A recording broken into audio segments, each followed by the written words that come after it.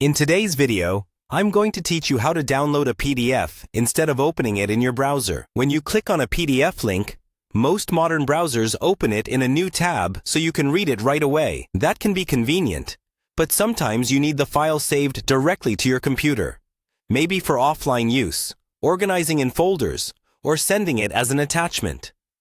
In this walkthrough, I'll show you how to force your browser to download PDFs instead of previewing them. And we'll also look at a quick manual method that works on almost any website. First, let's start with the simplest approach that doesn't require changing any settings. When you see a link to a PDF on a web page, instead of left-clicking it like normal, use a right-click. On Windows, right-click the link. And on a Mac, you can either right-click or hold the Control key and click. A small menu will pop up. From that menu, choose Save Link As or Save Target As, depending on your browser. Your computer will then ask you where you want to save the file.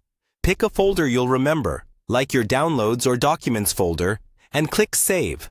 This tells the browser to download the PDF file directly, without opening it in a new tab. If you've already clicked the link and the PDF is open in your browser, you can still download it easily.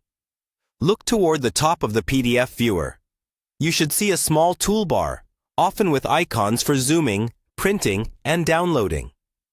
Click the download icon, which usually looks like a downward arrow. Again, choose your save location, confirm, and the PDF will be saved to your computer.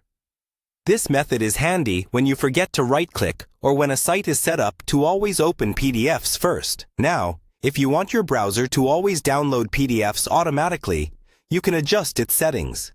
In many browsers, you can open the Settings or Preferences menu. Then look for a section related to Content, Files, or Downloads. There, you'll usually find an option for how the browser handles PDF files.